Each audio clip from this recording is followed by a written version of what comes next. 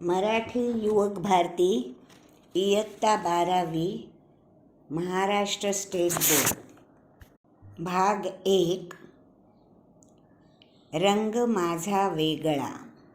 रंग माझा वेगळा ही कवी सुरेश भट यांनी लिहिलेली एक उत्कृष्ट गझल आहे. आता बघूया गझल या शब्दाचा अर्थ.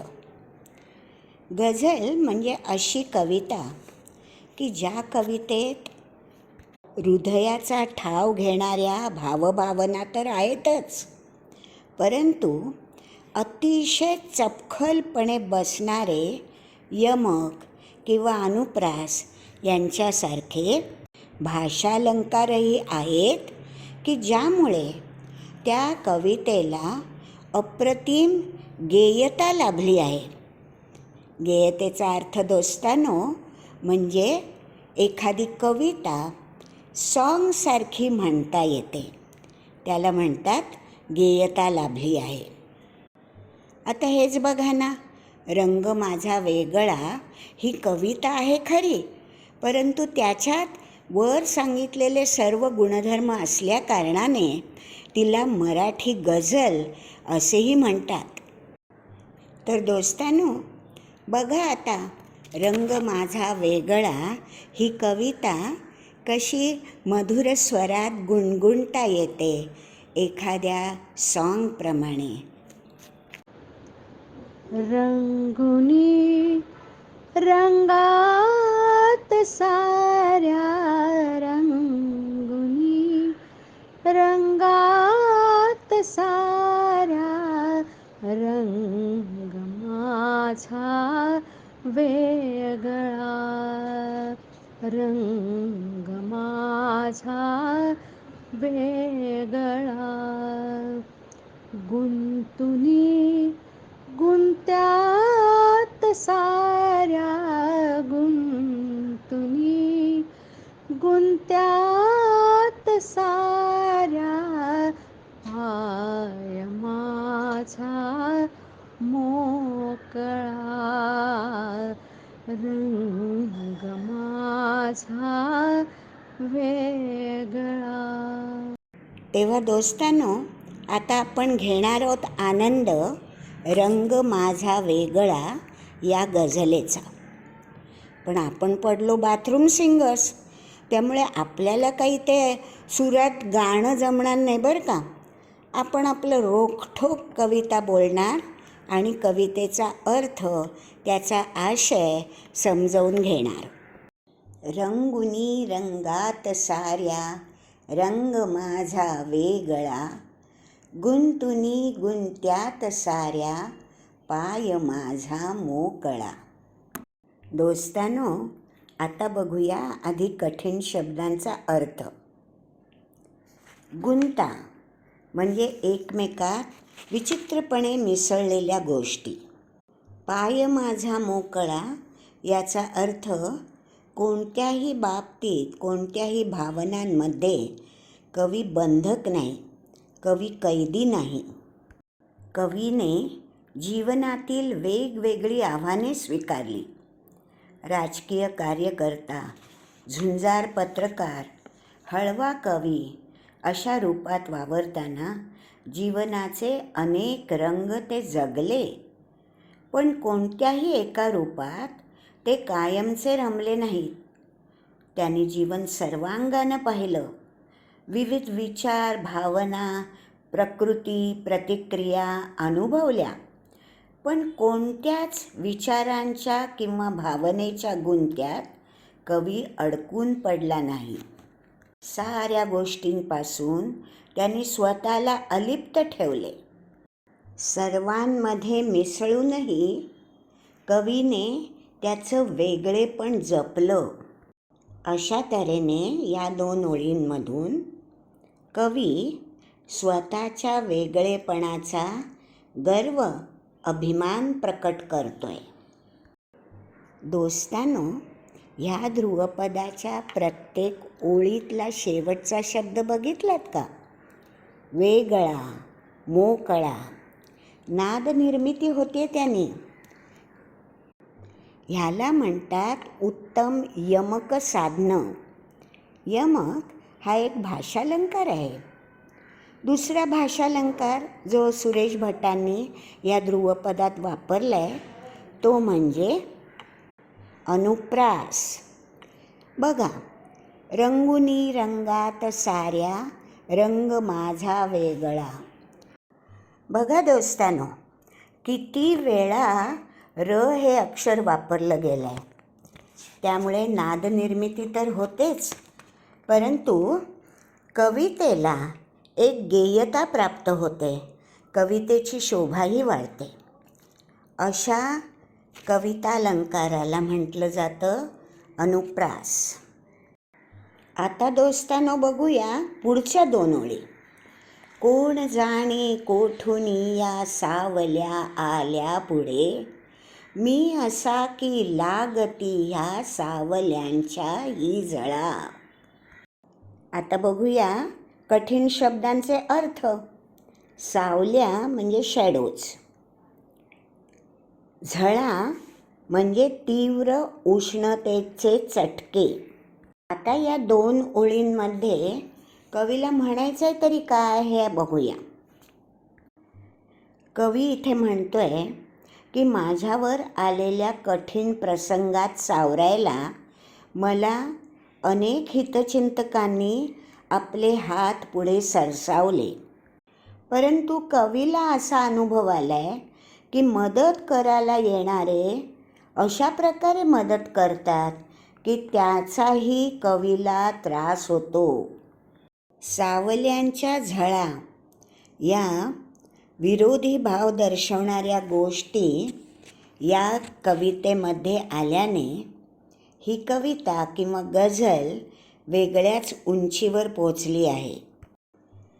आता दोस्तानो बघणार आहोत कवितेचे 3रे कडवे. राहती माझ्या सवेही आसवे गीतांपरी, हे कशाचे दुःख ज्याला लागला माझा लळा. आता बघूया कठीण शब्दांचे अर्थ. लळा म्हणजे नाद किंवा जिव्हाळा किंवा एखाद्या गोष्टीविषयी अत्यंत आवड निर्माण होणे. कवीचं आयुष्य अत्यंत खडतर आहे. अनेक दुःख त्याच्या वाट्याला आलेली आहेत आणि म्हणून तो म्हणतोय की माझ्या गीतांसारखीच माझी आसवे म्हणजे अश्रू माझ्यासोबत सदैव असतात. असं जरी असलं तरीसुद्धा कवी आपलं जीवन दुःखी आहे म्हणून सतत रडत बसत नाही आहे, तर तो उलट गमतीने विचारतोय की हे कोणतं अनामिक दुःख आहे की ज्याला सदैव माझ्याविषयीच प्रेम वाटतं आहे, माझाच लळा लागला आहे आणि म्हणून माझ्या जीवनातून ते जात नाही आहे. आता पुढच्या 2 ओळी घेऊया.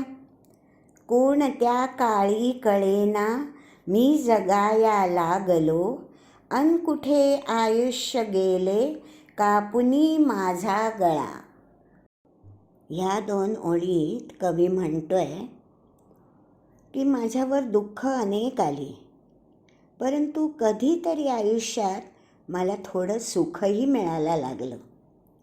मी जीवनाचा आनंद उपभोगायला लागतो न लागतो, तोच माझ्यावर पुन्हा दुःखाची कुऱ्हाड कोसळली आणि अशा तऱ्हेने आयुष्यानेच मला दगा दिलाय असं कवीला वाटतंय.